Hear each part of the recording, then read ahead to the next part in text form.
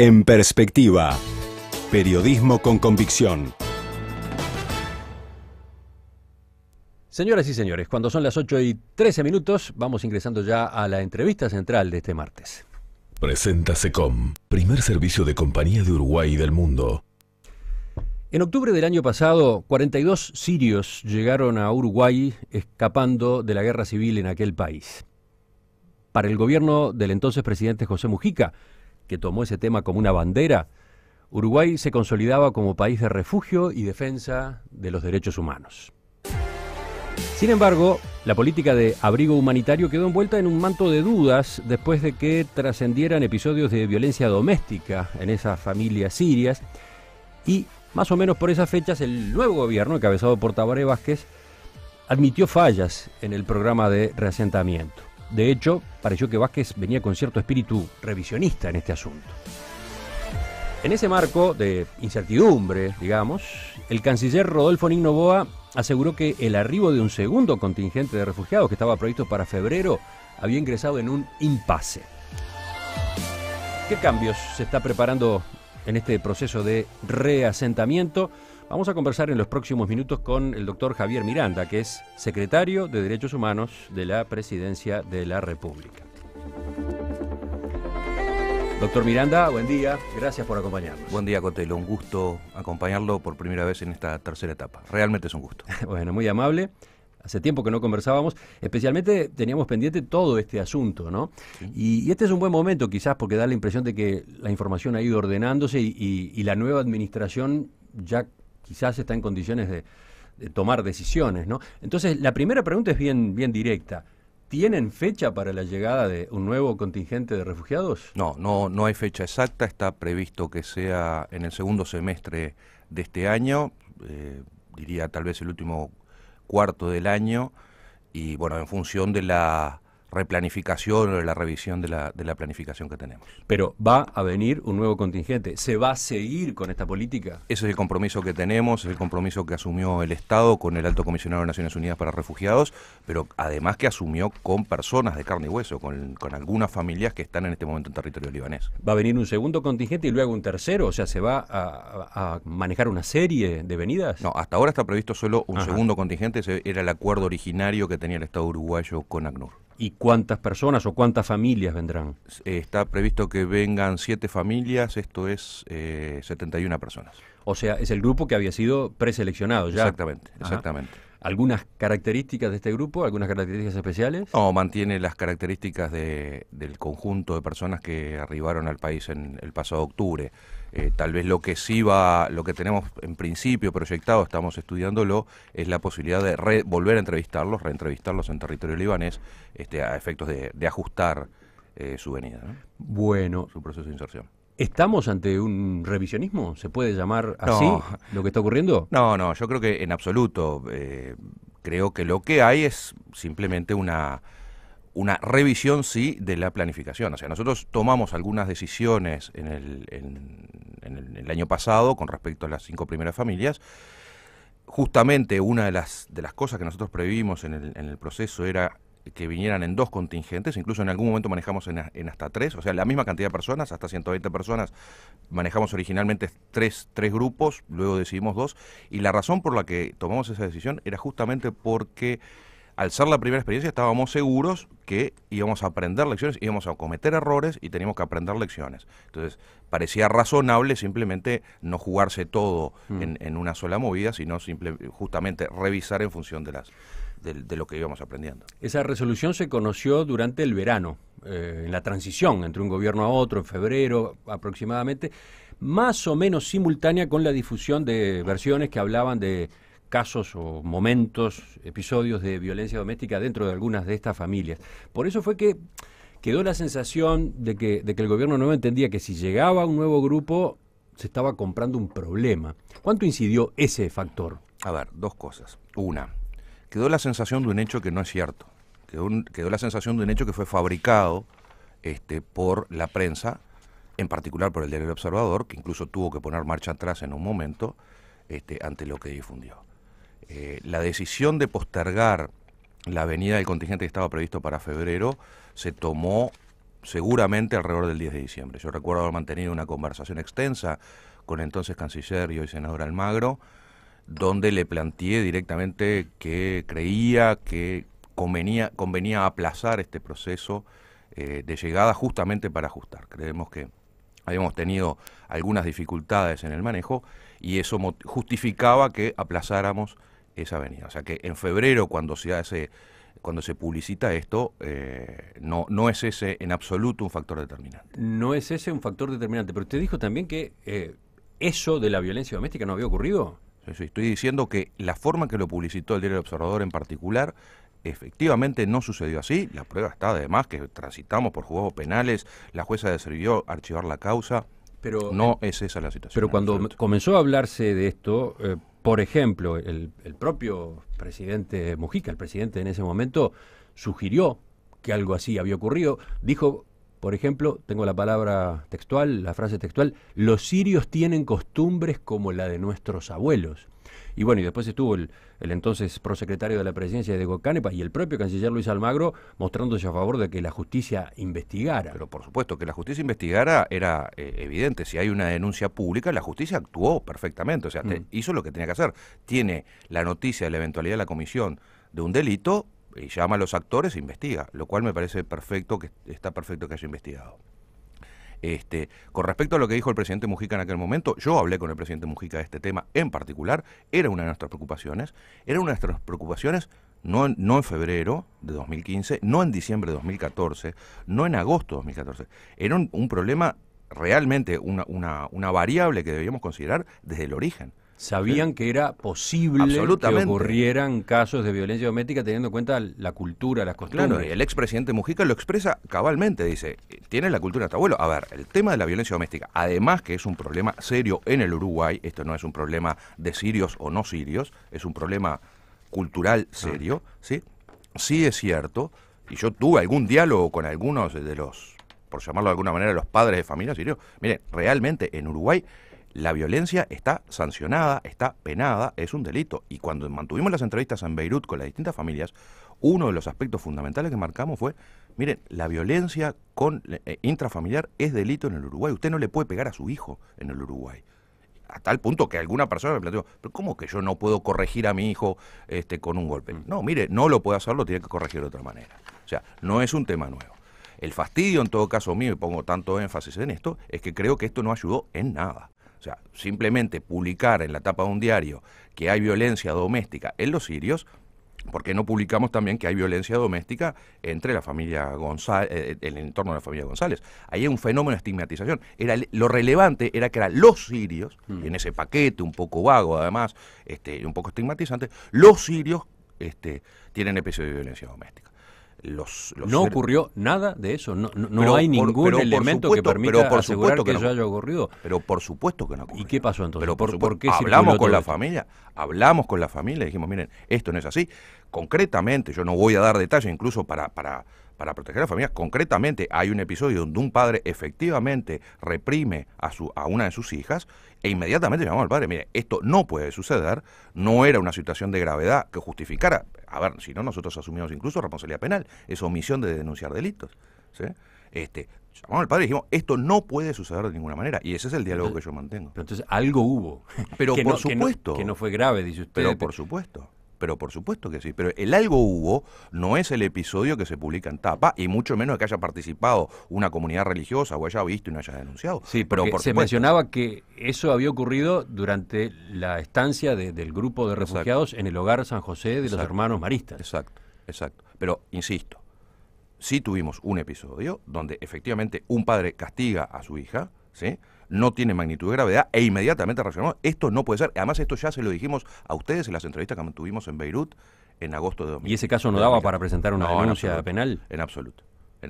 Porque, absoluto. Bueno, la prueba está que esto mismo yo lo hablé, por supuesto, personalmente. ¿Cómo fue ese castigo? No sé, para tener una idea. No voy a entrar en detalle, pero un padre golpea a su hija ante una situación que el padre entiende que era inaceptable. Y inmediatamente se reacciona. Mire, usted puede corregir a sus hijos, por supuesto, ¿sí? Pero usted no los puede corregir con golpes, no le puede dar una cachetada, no puede hacer una cosa de esas. Eso no está permitido en este país. Volviendo hacia atrás entonces, la decisión de postergar la llegada del segundo contingente no se adoptó a raíz de hechos como estos que pudieran haber pasado, que usted dice que en realidad apenas si ocurrieron de una manera poco grave en ese caso concreto. En realidad la decisión es algo que tiene que ver con la evaluación que se hizo de ese primer grupo y su inserción, etcétera. Me gustaría que enseguida nos detuviéramos justamente en cuál es el balance que ustedes han hecho y qué cambios entonces se van a formular. Seguimos en entrevista con el doctor Javier Miranda, secretario de Derechos Humanos de la Presidencia de la República. Doctor Miranda, ¿qué evaluación hicieron ustedes de la experiencia con este primer grupo? Me gustaría ir consultándole algunos temas. Por ejemplo, estas familias no cumplieron con los requisitos que se esperaba que cumplieran. Se lo digo teniendo en cuenta que el ex presidente Mujica lamentó que en ellos no se daba lo que él había pedido, que la mayoría fueran campesinos. Concretamente dijo, no me trajeron uno solo. Sí, yo coincido plenamente allí con el expresidente. Efectivamente, cuando nosotros le planteamos a ACNUR el perfil de las personas a reasentar en territorio uruguayo, uno de los criterios que manejamos fue que se tratara básicamente de productores de la tierra, porque pensábamos que el proceso de inserción y además las posibilidades que brindaba el país eran mayores. ¿Qué fue lo que pasó? Fue así. ¿Qué falló? Bueno, a ver, yo creo que ahí fallan varias cosas. En primer lugar es que ACNUR nos presenta una preselección de personas que en todos los casos dicen que tienen relación con el trabajo en la tierra y luego cuando venimos a la realidad no lo tenían. ¿Qué falla? Seguramente falla allí cómo afina ACNUR la preselección de las personas. También fallamos nosotros cuando en las entrevistas que mantenemos en agosto en Beirut no escarbamos lo suficiente en ese punto en particular, que era uno de los puntos centrales. Yo creo que eso es uno de las fallas que tuvimos y son de las fallas que hay que corregir. Por eso insisto que en el próximo contingente yo creo que va a ser necesario reentrevistar a las personas. Va a ser necesario reentrevistarlas y quizás entonces algunas no vengan. Y quizás algunas porque no se va a insistir con este criterio de que tiene que haber familias campesinas. Se va a insistir con este criterio y en otros, pero en particular en este. O sea, nosotros tenemos una cierta disponibilidad de posibilidades de asentamiento, de reasentamiento de las personas que están vinculadas al trabajo agropecuario. Y bueno, esas posibilidades las tenemos y creemos que hay que brindarlas. Luego veamos que algunas de estas personas efectivamente cumplan con ese perfil. No es un perfil excluyente, pero fue un perfil privilegiado por nosotros. Otro punto, durante estas entrevistas previas, ¿le parece a usted que en esas familias se generaron expectativas falsas con respecto al dinero que recibirían los refugiados o las comodidades que tendrían acá en Uruguay? Yo creo que sí, que se generaron expectativas. La gente pensó que iba a un... Creo yo, esto es una especulación obviamente, pero pensó que iba a encontrar un país que no es el país que vieron. O sea, Uruguay... Concretamente hubo casos, tengo entendido, de algunos de estos ciudadanos sirios que se quejaron por las casas que se les asignaron inicialmente, incluso reclamaron otras alternativas. Sí. También se mostraron disconformes con las opciones de trabajo. Sí, efectivamente fue así. Particularmente en materia de vivienda, manifestaron desacuerdo con algunas de las opciones que habíamos tenido. Esta es una de las cosas que yo creo que hay que revisar en la nueva planificación. Yo creo que el ideal sería volver a entrevistar a estas familias y en esa entrevista en territorio libanés, decir, bueno, mire, nosotros tenemos previsto que usted viva aquí, estas son las características de la casa, mostrar fotos si es necesario, en fin, esta es su localización, está de acuerdo o no está de acuerdo, pero esta es la disponibilidad que tenemos real de alojamiento. Otro punto, ¿cómo está siendo la integración cultural de los niños sirios en las escuelas? De los niños en general muy bien. Uno habla con los chiquilines y realmente ya manejan bastante el idioma, uno los ve realmente integrados. Era previsible que esto sucediera, la capacidad de adaptación de los niños es mayor que la de los adultos. Los adultos tienen otro nivel de dificultad, desde el punto de vista idiomático, pero incluso hasta de las costumbres, ¿no? Usted dice, la adaptación de los niños, bien, pero quizás queda por fuera saber cómo manejaron las familias ese tema de la ida de los chicos o las chicas a la escuela. Está el caso de Piriápolis, donde según la versión que circuló, los padres, o sobre todo el padre, no había querido mandar a una de las hijas a la escuela por lo que son sus costumbres, justamente. Iba así el varón, pero no iba la niña. No fue así. Aquí una vez más, yo creo que aquí hay un manejo de la prensa inadecuado. Yo me permito criticarlo, entiendo que la libertad de prensa permite publicar lo que se entiende que vale la pena publicar, pero titular los sirios no mandan a sus hijos a la escuela o cosas por el estilo, la familia González también tiene dificultades para mandar a sus hijos a la escuela y no lo publicamos en tapa. Vuelve a ser los sirios no hacen esto, los sirios no hacen lo otro. Pero ojo, eso genera el planteo no había surgido de la misma no, prensa, no, había sido eso vino, una exposición realizada en la Junta Departamental de Maldonado por una edila del Frente Amplio. Lo cual también creo que es un error en el manejo de la información, insisto, legítimo, simplemente creo que se comete un error, creo que eso no ayuda a la inserción social, creo que eso simplemente genera problemas sociales, genera una expectativa que no es bueno para el proceso de inserción. Por supuesto que la edila del Frente Amplio que presentó la moción en la Junta Departamental y el medio de prensa que lo recoge, me parece que está bien, que lo hagan. Lo que creo que no es bueno, no ayuda en nada en el proceso. Insisto, ¿Qué había la familia ocurrido? González. Lo que había ocurrido era una discusión otra vez con el jefe de familia, donde el jefe de familia entendía que se le había asegurado que le íbamos a facilitar el transporte a la escuela a los niños, y nosotros decimos, de ninguna manera el Estado no se hace cargo del transporte, usted cuenta con los recursos para hacerlo, la escuela no está tan lejos. Eso tiene que ver con el diálogo cotidiano. Efectivamente se le había asignado una escuela que no era la más cercana a su casa. Porque la escuela más cercana presentaba algunas dificultades que no nos parecía adecuado que los niños fueran a esa escuela en particular. Pero ese fue el incidente, por supuesto que generó un intercambio de pareceres con esta persona en que no nos poníamos de acuerdo, francamente no nos poníamos de acuerdo. Nosotros planteamos permanentemente que la educación en el Uruguay no solo era un derecho, también era una obligación. En Uruguay la educación es obligatoria. Luego, todos los niños deben ir a la escuela y eso fue lo que le exigíamos a esta familia. ¿Y cómo se solucionó el diferendo? Los niños van a la escuela. No se podía solucionar de otra manera. No, pero manteníamos la discusión. Quiero decir, el gobierno, ACNUR, quien está apoyando a los refugiados, ¿le terminó resolviendo el tema económico del traslado de esa niña? No, logramos generar el convencimiento en esta persona de que tenía los recursos para hacerlo y tenía que mandar a la niña a la escuela. Y así se hizo. Pero estas son discusiones normales que tenemos cotidianamente con estas familias, como con cualquier otra. Yo insisto, yo lo que quiero es desestigmatizar, quiero sacar esta idea de los sirios hacen esto, los sirios no hacen lo otro, los sirios son violentos, los sirios no mandan a sus hijos a la escuela.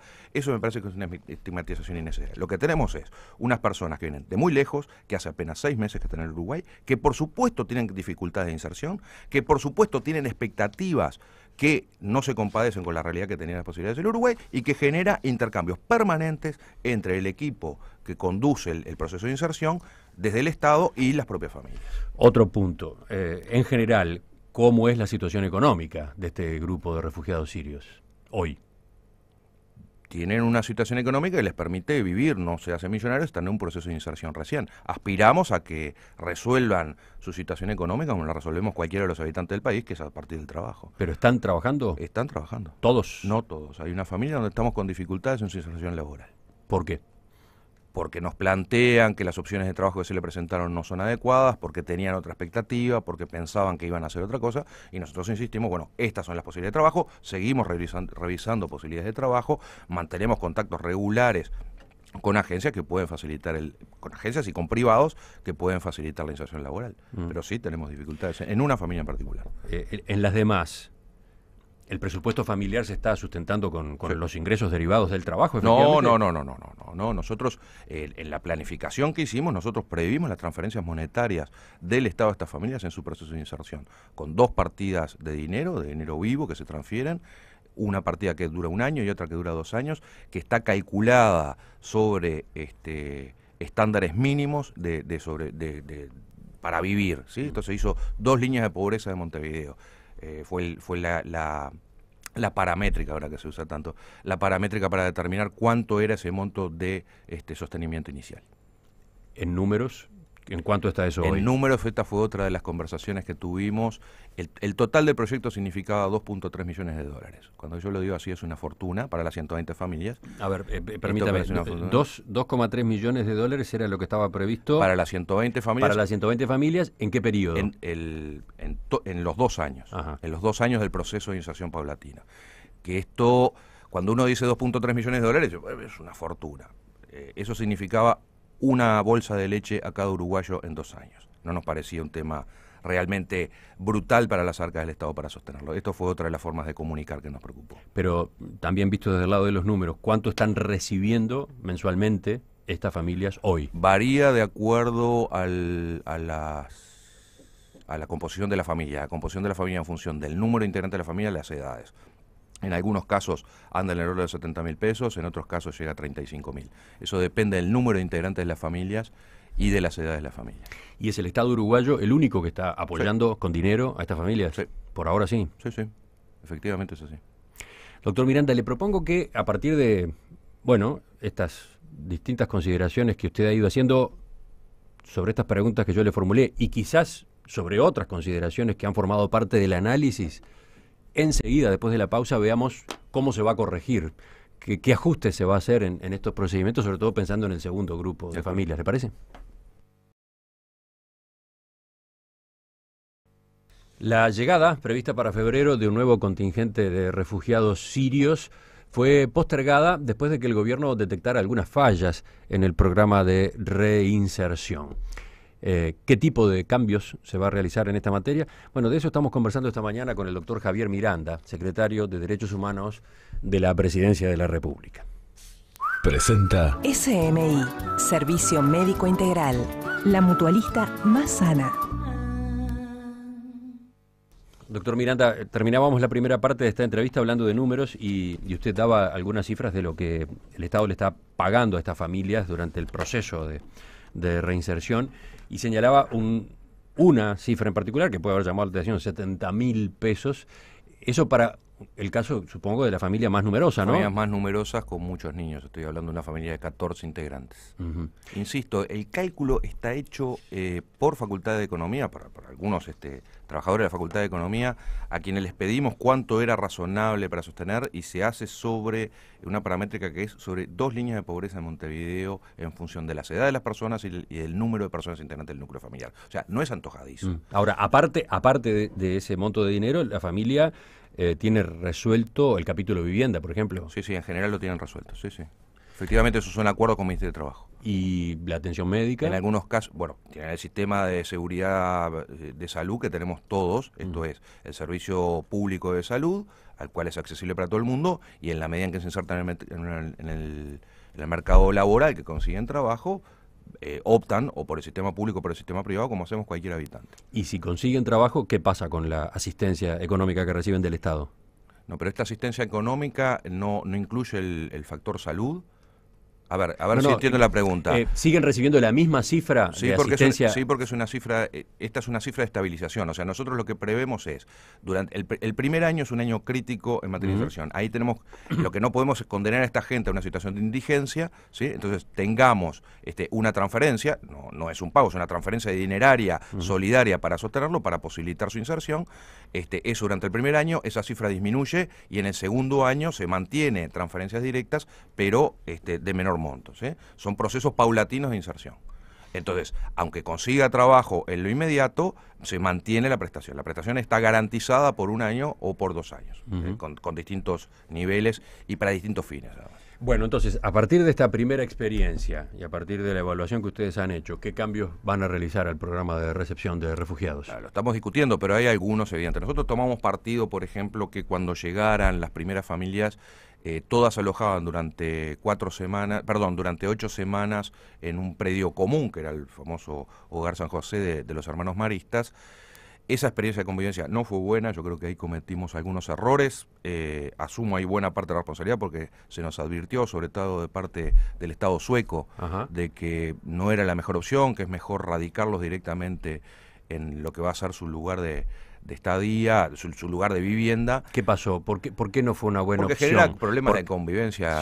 Se obligó a una convivencia que no necesariamente iba a salir bien. Claro, porque además la distancia cultural que hay entre estas personas es importante. O sea, una persona que tiene, por decirlo groseramente, que es beduino, o sea, que es seminómada, que es criador de ovejas, está acostumbrado a trasladarse dentro del territorio, con una persona de Alepo, que era la segunda ciudad en Siria, que es toda una ciudad, tiene una distancia cultural enorme. Es la misma que podemos tener cualquiera de nosotros con algún productor, con algún trabajador rural del medio del país. Realmente las distancias son enormes. O sea, lo único que tenían en común era una lengua y haber nacido dentro de un territorio que se llama Siria, pero no tenía más nada. Roces, efectivamente. Pero claro, genera discusión. discusiones, por supuesto. También existía otro riesgo, que al estar todas estas familias juntas allí se formara una especie de lobby de reclamos, de reivindicaciones. Sí, bueno, pues eso por supuesto, eso también sucede. Eso también sucedió, por supuesto. Y esa no es una buena lección. No, pero no tanto lo del lobby. A mí la del lobby no me preocupa porque creo que en la medida en que cada familia era acompañada individualmente y sigue siendo acompañada por una dupla de técnicos, de psicólogo y trabajador social, esas cosas se pueden ir manejando. Yo creo que lo más complicado era el tema de la convivencia. Realmente pensar que 40 personas y en el futuro 70 personas pueden convivir en el mismo espacio, que tienen que compartir cocina, horarios, etcétera, genera un montón de dificultades. Creo que ahí hay que tomar otro partido, que es, bueno, que efectivamente vengan a sus lugares de residencia. Eso implica tener la organización muy aceitada claro, antes. Y eso son las cuestiones que justifican aplazar la venida de febrero. No nos apuremos, tomémonos tiempo. Esto tiene un costo, sobre todo para las 7 familias que están esperando para venir. O sea, tampoco son pesos y contrapesos, ¿no? O sea, hay una ansiedad, hay una expectativa generada en familias, en personas de carne y hueso en Líbano, que nosotros le tuvimos que decir, no, miren, como no estaba previsto que viniera en febrero, no va a venir en febrero, va a venir al final de 2015. Eso genera un cierto desaliento, una afectación emocional de la familia, emocional y material de las familias. Ahora, estas cosas son las que nos llevaron a decir, no, despacio. Esta y otras, dificultades de gestión.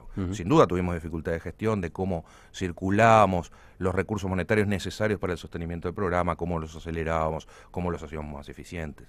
Creo que esa es otra. Así que entonces, por un lado, no van a venir todas las familias juntas a un mismo hogar en el periodo inicial, ya van a ir directamente a los domicilios que se les haya asignado. Eso es lo que estamos pensando. Segundo, por lo que usted decía antes, se va a interrogar a esta familia, se va a volver a entrevistar. Ahora sí, queda feo interrogar, ¿no? Pero sí, reentrevistar, volver a conversar, volver a conversar. Pero además, justamente, si una de las dificultades que vimos, que era previsible que sucediera, es que probablemente cometimos errores en la transmisión de la información y generamos expectativas que no eran acordes a lo que podíamos dar, bueno, afinemos la forma de conversar con las personas para no generar esas falsas expectativas.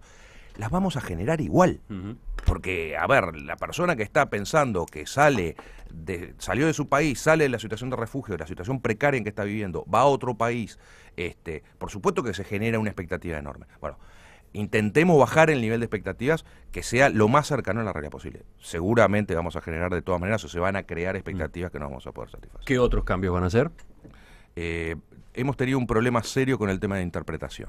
Realmente hemos conseguido pocos intérpretes, hicimos un llamado recientemente internacional para intérpretes, terminamos trayendo 2 intérpretes, uno del Cairo y otro de Londres, para que se den una idea de la magnitud que tiene el problema. Tenemos que afinar seriamente el tema de intérpretes, es un tema absolutamente crucial, la posibilidad de traducción inmediata del árabe al español. Allí tenemos unas dificultades serias y estamos viendo cómo las podemos solucionar. Pero hay que instalar un intérprete con cada familia. No, nosotros en realidad es de la misma manera que las duplas técnicas de psicólogo y trabajador social, cada dupla acompaña hasta 3 familias, los intérpretes en general acompañaban hasta 2 familias.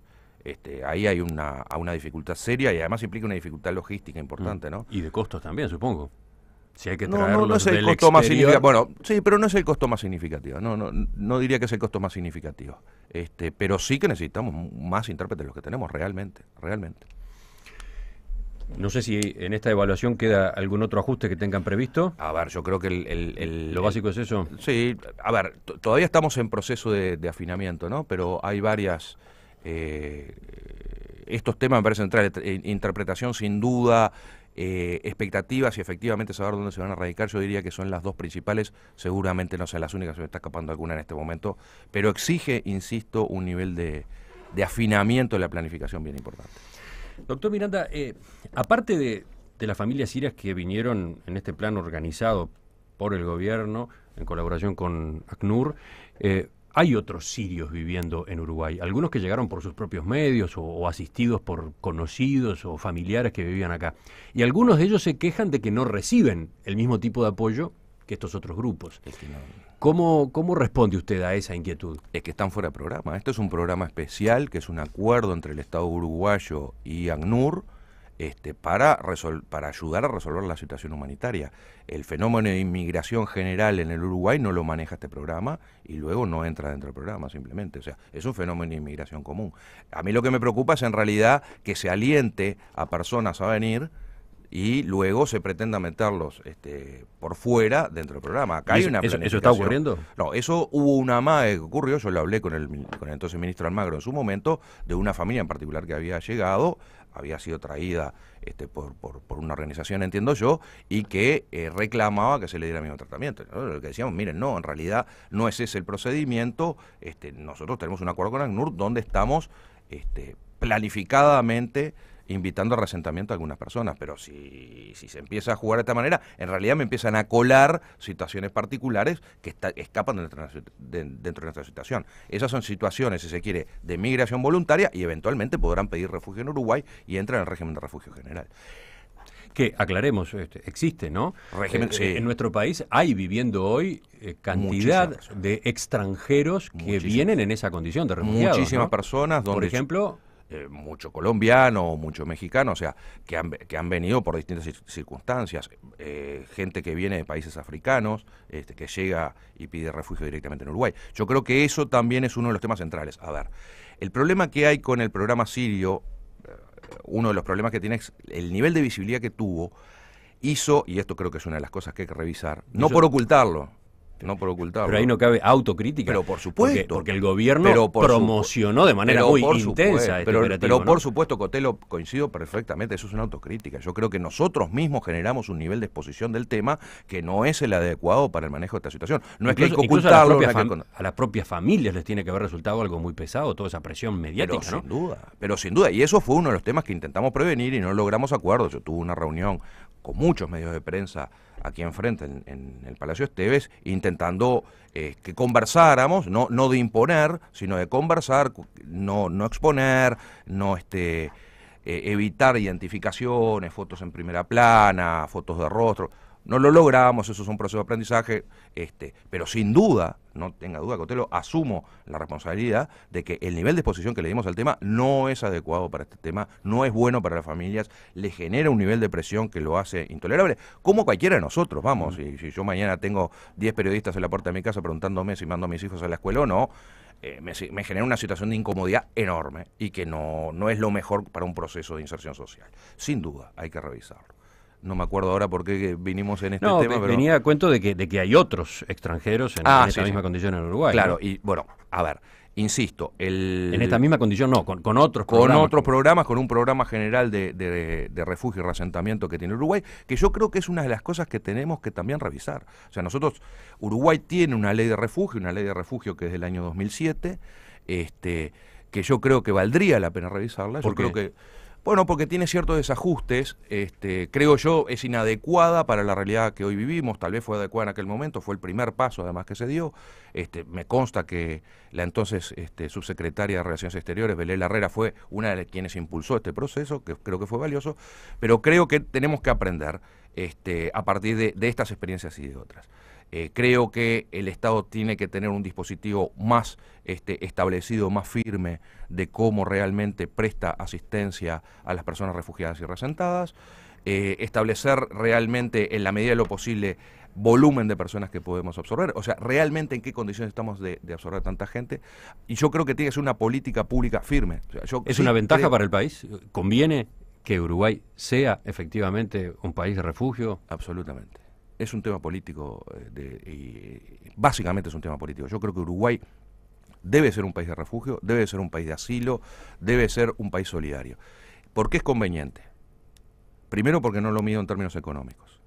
Creo que esto no tiene unas implicancias económicas para el presupuesto del Estado que sea significativo en absoluto. Tiene una función humanitaria básica, que es la fundamental. Cada persona que nosotros podemos ayudar para que salga de contextos de crisis humanitaria tiene sentido. Eso se llama solidaridad humana concreta. Y eso me parece fundamental. Ese es el primer punto. Creo que tiene un enorme sentido en transmisión de valores hacia la sociedad.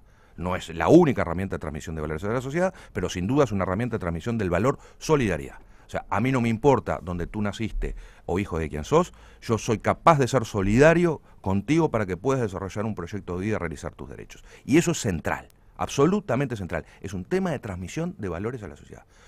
Tiene otras visiones posibles. Coloca a Uruguay en el consciente internacional en forma muy firme y creo que eso es absolutamente valioso, en términos políticos, no en términos de transacciones económicas. Creo que es realmente valioso. Y además, y esta fue la apuesta del presidente Mujica, que comparto absolutamente, se buscaba el efecto contagio. Que países de la región efectivamente vieran la experiencia. Tenemos que ayudar a resolver la crisis humanitaria. En el caso del conflicto en Siria, hay 3 millones de refugiados. Un Uruguay entero. ¿Cómo no vamos a tener la mano solidaria? Doctor Javier Miranda, secretario de Derechos Humanos de la Presidencia de la República, le agradezco que nos haya acompañado esta mañana. Con mucho gusto, Cotelo.